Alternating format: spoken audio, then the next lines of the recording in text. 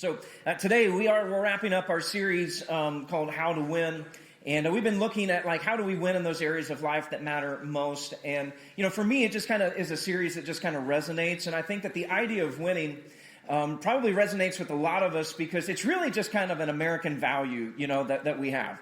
We just want to be people who win. We want to be successful. We want to come out victorious. And I think that if you get down into the psychology of it, that's probably why we love sports competition and watching sports and all those things so much. It's why we spend so much time and energy and money, and investing in these people that we'll never meet, but we watch them on a screen or we watch them in a stadium and we just get all wrapped up in it. In fact, we love sports. I think you guys understand this. We love this, and they track things that we watch on TV. And so in the year 2022, they tracked the top 100 broadcasts of the year. And what they found is that 94 of the 100 most watched broadcasts in America were all sporting events. Okay, 94% of it. And catch this, 82 of those were NFL football games that are just the top 100 thing. This is why they get so much money, because so many eyeballs are on those screens. And why do we spend so much time on it? Because we want to win, we want to see our team victorious. We get so just wrapped up into it, and watching it is just so much fun, but it also leads us to these incredible debates that we get to have. Who's the greatest of all time? You get into basketball and it's is it LeBron or is it Michael Jordan? And if you go to this church, you better know the answer to that question right there, right? It's Jordan, all right? It's the way it goes. Is it Tom Brady or is it Patrick Mahomes? And if you go to this church, you better know what the answer is going to be. All right, it's going to be in a few years. All right, we know that. Is it Tiger or is it Jack? Who is it that is the greatest of all time? Who is it? And then it leads us to having these sayings, that we just kind of say, second place is the first loser. That's a saying that we have. Winning isn't everything. It's the only thing, and we got that. And I love what Vince Lombardi says. He said, you show me a good loser and I'll show you a loser, and so we just kind of have these ideas that are just there. We love it. We love it. We love it. We love this idea of winning. And I think that this desire to win is actually something that comes from deep within our hearts and our souls. That there is something deep within us, and I think it's a question. Now, you can phrase this question however you want to do it, but really you boil it all down, and this is the question that every man, that every woman is asking themselves, and it's just this. Do I have what it takes? Deep within me, am I going to be able to measure up? Do I have enough? And that's this idea, that's this desire to be able to win. Because how you answer that question really determines everything. Now, how you answer the question is going to depend on a lot of things. Like, how were you raised? A lot of it comes down to our relationship with our moms and our dads. That's going to play a huge part into it. How you answer this question is going to depend on, what things that you have experienced in this life. But really, that is the question that every single one of us is going to wrestle with at some point in our life. And it's really the question that is at the heart of today's message of how do I win within? It's the answer to all that, because what we're looking for is we're all looking for approval. We're looking for affirmation. We're looking for confirmation that, yes, I have what it takes. And so since that is something that's just like a driver for every single one of us, we start searching for it in all kinds of different places. Sometimes it is our favorite sports team. Sometimes it is how we're doing at work. Sometimes it's the relationships that we have or we don't have. Sometimes it's success. Sometimes it's money. Sometimes it's just other people's opinions. But all of us, we're wrestling with this, and we're looking to find meaning. We're looking to find purpose. We're looking to find validation. We're looking to find satisfaction deep within our hearts and our souls. It was years ago whenever Tom Brady was interviewed on 60 Minutes. This was so long ago, he'd only won 3 Super Bowls, instead of the 7 that he has now. But he'd won 3 of them. He'd been Super Bowl MVP. He'd been league MVP. He was making all kinds of money. And to top it all off, he was married to a Brazilian supermodel. Okay? So can we just say, and guys, be careful with this, but can we just say that this guy was probably living every man's dream? You know, he's got it all. And so in this interview on 60 Minutes, he has like this really candid moment. And he tells the interviewer, listen to him, he says, why do I have 3 Super Bowl rings and still think there's something greater out there for me? I mean, maybe a lot of people would say, hey man, this is what it's all about. I reached my goal, my dream. Listen to him. But me, I think it's got to be more than this. I mean, this can't be all that it's cracked up to be. Here he is, one of the most successful, most gifted, most famous, and affluent athletes of our time. And what is he saying? I'm still not satisfied. I still don't know if I've made it. What's going on? It's the search for approval. It's that battle within. And that's why, here's what I want you to hear this morning, that you can win at everything. But if you lose within, you have nothing. And so in our time together, we're going to zero in on where we can find the approval that leads to winning. But to start off with, here's what I want to do. I want to start off with where we shouldn't find our approval. If you got a Bible, you can go over to Proverbs chapter 29, verse 25. It'll be up here on the screen. And I'd love for us to let's read this out together, okay? The words are up here, right here on the screen. You guys ready? Here we go. Fear of man will prove to be a snare, but whoever trusts in the Lord is kept safe. So the writer says, fear of man. Now, that's not like spooky fear. You know, that's not like, oh no kind of fear. The fear in the Bible, fear of Old Testament, you know, whenever we're talking about this, is more of the idea of awe. And so if you're reading the Bible and you say, you know, we're to fear, you read it and you hear it say, we need to fear God. That doesn't mean that you're scared of God. What it means is that you are in awe of him. You are attracted to him. There is a reverence of him. You are amazed by him. It leads you to worship him. And so what the writer is doing is he's saying that kind of fear that we're supposed to have for God, whenever you do that towards man, whenever you do that to people, that'll end up as a snare. It'll end up being a trap. It'll be something that will take you captive. It'll be something that it is a dangerous place for you to be. Because whenever you find yourself in awe, whenever you are at this place to where like what people think about you is just so incredible that it just fills your senses, that it's like the thing that you need above all other things. The writer says, that's dangerous. That is a trap. It's literally, it's a hook. It's a noose. It's like a bear trap that you would see in Bugs Bunny cartoons, you know. It's that thing that just grabs you and holds you. He says, whenever your opinion of man just gets you to this place where that's the thing that you value the most, whenever man's approval of you is the thing that you are searching more than anything, he's like, be careful, that is a snare, it is a trap, it'll hold you captive. But then he says, but the one who trusts in the Lord will be safe. Literally, it says you will be set high above all. It's like you're going to be able to go up into this like giant tower. You're going to be at the top of the very top of a mountain. He says those who fear man, they're in danger. But those who trust in the Lord, those are the ones who are kept safe. You see, one of the greatest limiters in our life is whenever we are seeking the approval of others instead of trusting in the Lord. Now, I wonder, if you're online, I'm going to ask you to participate in this as well. But I wonder how many of us in the room would be willing to admit that we spend too much time caring about what other people think. I just invite you to raise your hand if that is you. Some of you aren't going to raise your hand because you're worried about what other people are going to think. Yeah, people pleasers, man. We're people who seek out approval from others. There's a Dr. Harriet Breaker. She wrote a book called The Disease to Please. And she says, really, that people pleasing is a form of addiction. And just like drug addicts, they go out and they seek out drugs, that people pleasers, people who are addicted to the approval of people, that they will seek out approval from others. And I'll be honest, my name is Adam, and I am a recovering people pleaser. I am still in the process of this.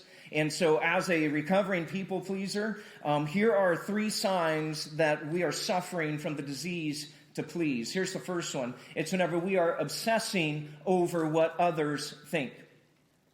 Whenever we're spending all of our time and we're just obsessing over this, and so you spend minutes and 20 minutes, 30 minutes, 40 minutes worrying about what you are going to wear to church or wear to the office. Why? Not because you want to look, because you're worried about what people think about you.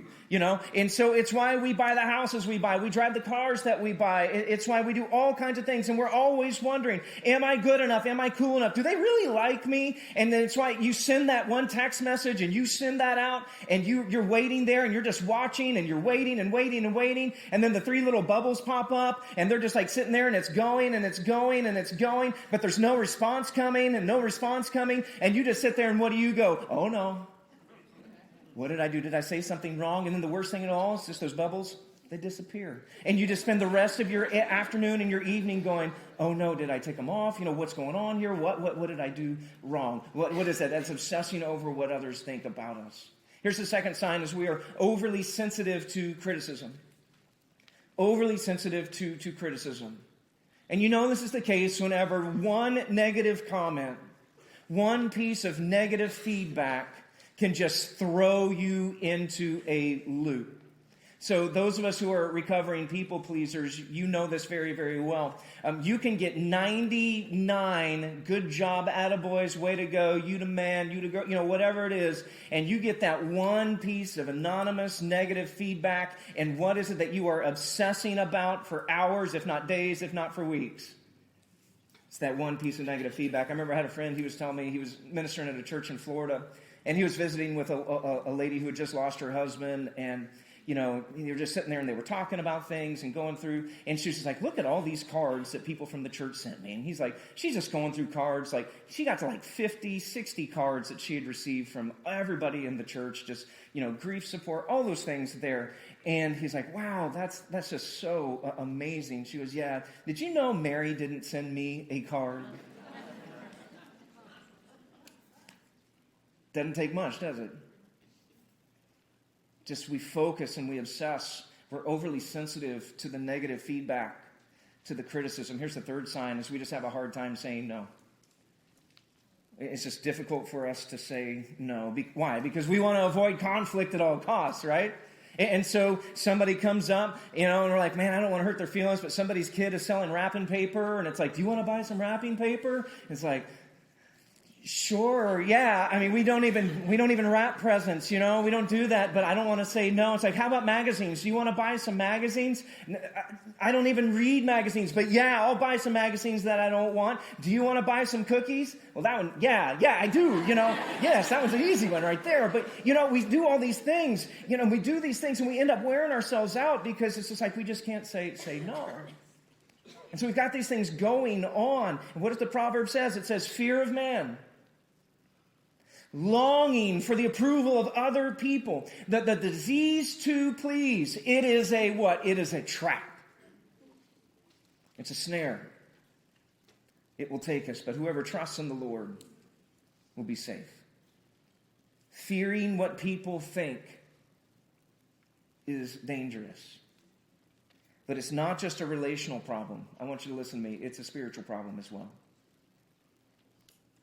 Because the easiest way to forget what God thinks about you is becoming obsessed with what other people think about you.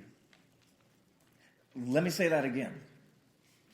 The easiest way for you and I to forget what our God in heaven, what our Heavenly Father thinks about us is whenever we become obsessed with what other people think about us. It is a trap. And so what it does is that instead of living for the approval of people, which is impossible to achieve, we want to live for God and for Him alone, for His will, for His glory, and for His purposes. Because fear of man is a snare. It is a trap. But those who trust in the Lord will be safe. So let's ask the question, how do we overcome this disease to please? How do we overcome this? I want to give you two thoughts this morning. The first thing that we can do is this, is we're going to learn to focus on pleasing God over pleasing people. We're going to focus on pleasing God over pleasing people. If you flip over to Galatians chapter 1, verse 10, the Apostle Paul says these words to the church in Galatia. He says, obviously, everybody just say obviously and say it like that. Obviously, it's like morons, right? He's like, obviously, I'm not trying to win the approval of people, but of God. Because if pleasing people were my goal, I would not be Christ's servant. So he's writing to this church where Paul's actually being accused of being a people pleaser. They're accusing him of not preaching the true gospel, of watering it down, of just trying to tickle people's ears, that he's not willing to take a stand on things that need to have a stand taken upon, and he's afraid to step on people's toes. And Paul's response is, well, that's laughable. He's like, obviously, that's not my goal. If my only goal was pleasing people, I couldn't be Christ's servant. That's not what I could be able to do. Here's the deal, friends. You cannot focus on pleasing people first. You focus on pleasing God first, then you can start to worry about how we're going to serve other people. And friends, honestly, this is something that took me way too long to figure out in my life.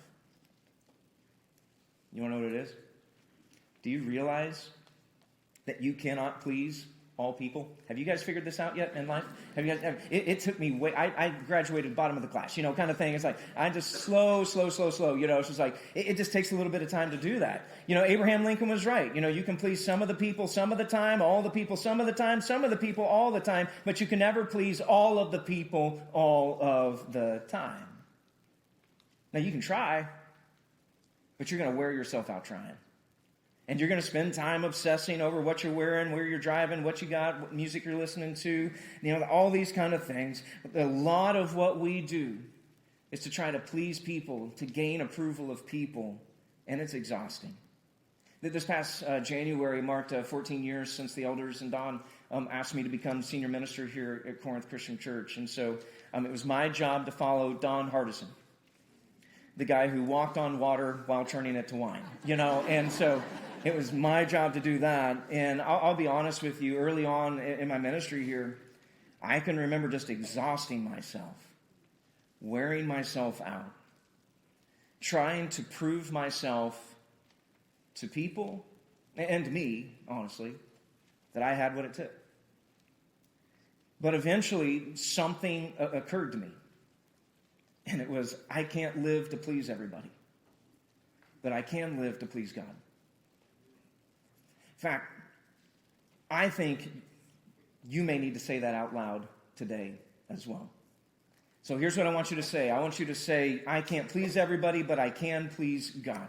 Let's just say that. I can't please everybody, but I can please God. I want you to say that again with some freedom in your soul, all right? That you believe this to be true because you know that this is not what you do most days. So say it with me. I can't please everybody, but I can please God. Say it like you mean it, all right? Let's do it. I can't please everyone, but I can please God. Obviously, Paul says, I'm not trying to be a people pleaser. Because if I was trying to please people, I could not be Christ's servant. So what he's saying is, I'm going to learn to focus on living for an audience of one. That instead of the applause of the crowd, I'm going to go for the applause of heaven. Because the easiest way to forget what God thinks about you is to become obsessed with what people think about you. And I can't please everyone, but I can please God. Here's the second thing. Is we're going to learn to live from the approval of God instead of for the approval of people. Listen to me, we're going to live from the approval of God instead of for the approval of people. Paul says this in 1 Thessalonians chapter 2, verse 4. He says, on the contrary, we speak as those approved by God to be entrusted with the gospel. We are not trying to please people, but God, who tests our hearts. Friends, it is easy to think that your self-worth is based on your performance and the approval of others. That's the trap. In fact, I would say this, that if Satan had a formula for self-worth, it would be, our performance plus the opinions of others. That's how Satan wants you to view yourself. How well am I doing? And what do other people think about me? That's where my identity comes from. But the problem is that people are fickle. Have you guys figured this out yet? Our opinions change. You can't please them all the time. You can't count on their approval. And so whenever we seek to build our self-worth on our personal performance and people's opinions, we end up with this shifting, crumbling foundation that leads to doubt, to anxiety. And ultimately, don't miss this, it makes everything about you. It's self-centered. Because it makes us ask the question constantly, well, how am I doing? What do people think about me? Me. So what are we going to do? Instead, we're going to go to the character of God. We're going to go to the unconditional love of God as our source of approval and worth. Not our title, not our accolades, not the opinions, not what people say about us, because those things are all temporary. But God's care for you and the wisdom He provides, those things are permanent, those things are eternal. So live for Him. Listen to me, you don't have to live for God's approval. You can live from His approval. So today, stop stressing. Stop feeling insecure. Be confident of His love. It's not something you have to earn. You just get to live from His love. Years ago, Andre Agassi, tennis player, famous tennis player, 8-time Grand Slam champion, won the gold medal in 1996 here in Atlanta in tennis and those things. He wrote his memoir, his book called Open. And one of the things that he revealed is how his dad's love for him was tied to his performance on the court. And so what he says in this book that ended up just shocking everyone, Andre Agassi, 8-time, Grand Slam champion, all these kind of things. This is what he said in his book. I hated playing tennis from day one until the day I retired. Never loved playing tennis. And what drove him wasn't his passion for the game, but instead it was trying to win the heart of his dad. And this is how he describes his dad: as someone unable to tell the difference between loving me in loving tennis. See, Agassi was living for his father's approval. It drove him. And that drive led him to become a champion. A miserable champion who just wanted a dad who would love him unconditionally. And I wonder, online in this room today, how many of us are miserable right now? And you're not living out of your passions, but you're living out of a determination to try and win the heart of your Heavenly Father. And the reason that we do this is because we have bad theology. We have a bad understanding of God. And we think that we have to earn His love. But that's not accurate. Reality is this: whenever we have a real view, an accurate view of who God is, everything changes. And so we get to say things like, I'm confident. I am confident because my God is always with me. My God is always for me. That I don't have to live for His approval. I'm not trying to earn something that was given to me freely. It's not like God is up in heaven watching me going, oh, you were such a good boy. You were such a good girl. Now, there you go. Now I'm for you. No. I get to live from His approval. That because of Jesus Christ, I am acceptable to God, not based on what I do or what I don't do, but based on what Jesus Christ did on the cross. And so my worth is not based on what others may think about me, but what God says about me. That's where it all comes from.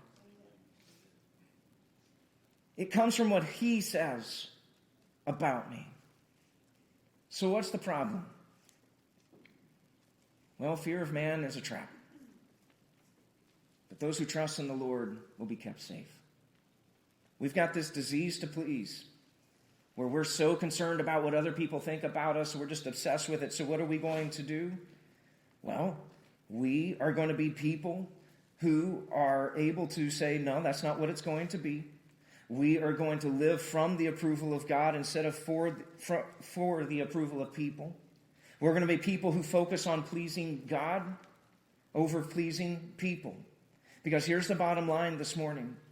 You win within whenever your identity is secure with Him. That's how we win. Is whenever we know our identity is secure with Him. Because your worth is not based on what other people think about you. Your worth is based on what God says about you. And so my challenge to you this week is this. I just want you to do one thing to apply the gospel daily this week. Now, if you hang around here long enough, you're going to hear us say things like, nobody talks to you more than you do, okay? We talk to ourselves all the time. Nobody preaches to you more than you preach to yourself. So what is the message you're preaching to yourself? And so maybe what today is you just need to remind yourself every day as you wake up, I am approved. I am approved because of what Jesus has done, not what I have done. I am going to fear God, not fear people. I'm going to do these things. I was a sinner saved by grace. And you're going to preach the gospel to yourselves. Maybe you're going to memorize, Proverbs 29:25 or Galatians chapter 1, verse 10 or 1 Thessalonians 2:4. And you're just going to memorize that and just say, okay, this is what life is about. But every day this week, do one thing to apply the gospel because you win within whenever your identity is secure with Him. And as we wrap up this series, I want to take us to the cross of Jesus Christ, where He is breathing His last breaths. And those of you who know the story, you may remember that His last words that He cries out in a loud voice, 3 words, it is finished. It is finished. Now in English, it's 3 words, and in the Greek, which it was written in, it was only one. One word that just simply meant this: paid in full.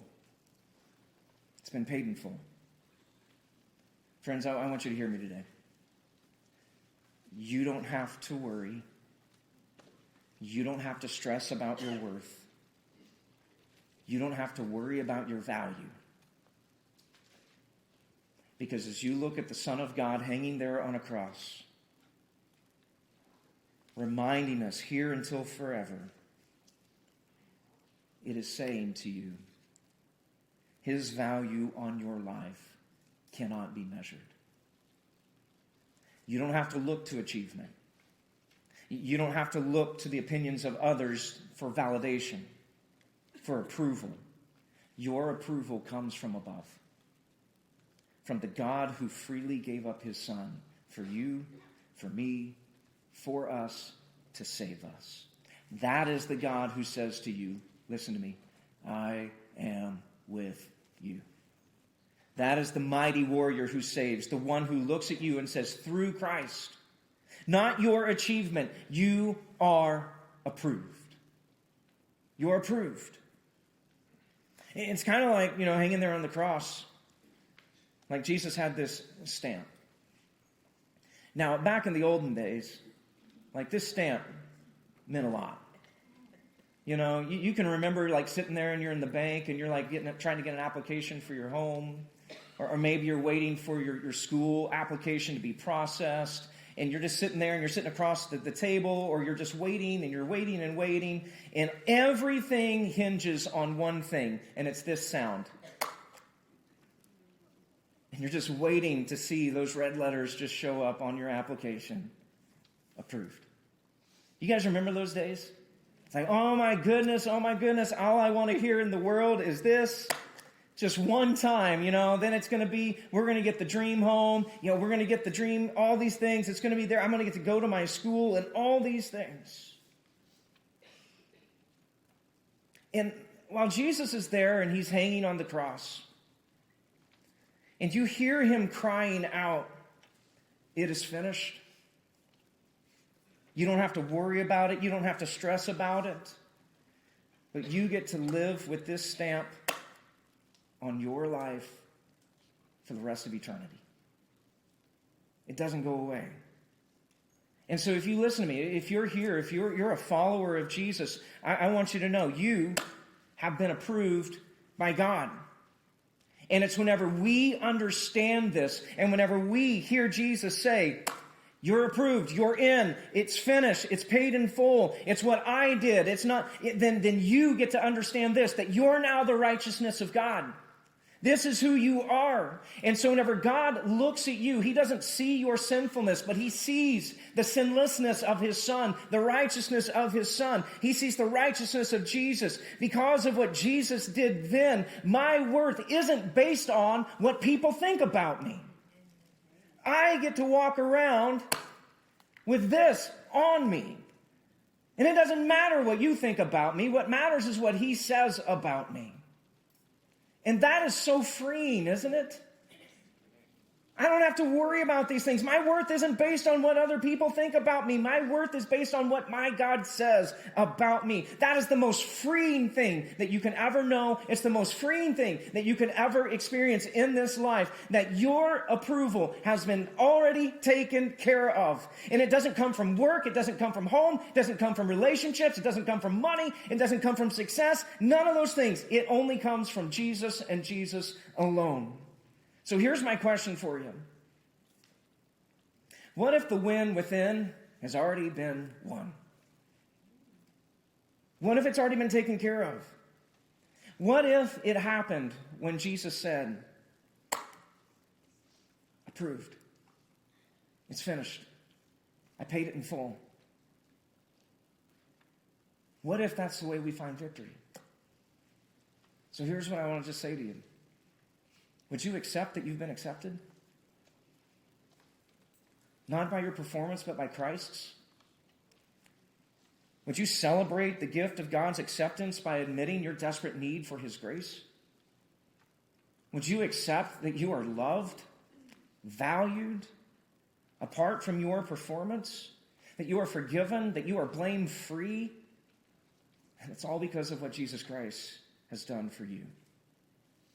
In John chapter 6, verse 29, Jesus says this. He says, the work of God that he wants from you is this: believe in the one he has sent. So believe today. Surrender to him today.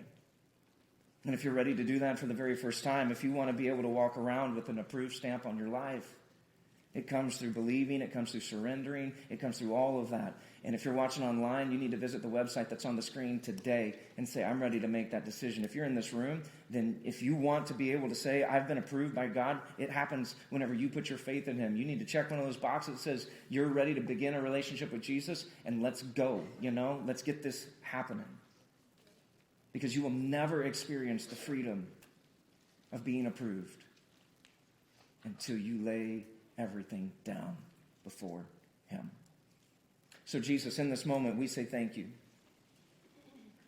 We thank you that it is through your work and not ours that we are able to say, I've been approved. I'm free. And so in this moment, God, we just pray and we ask for you to be doing a work in our hearts right now, reminding us of who you say that we are.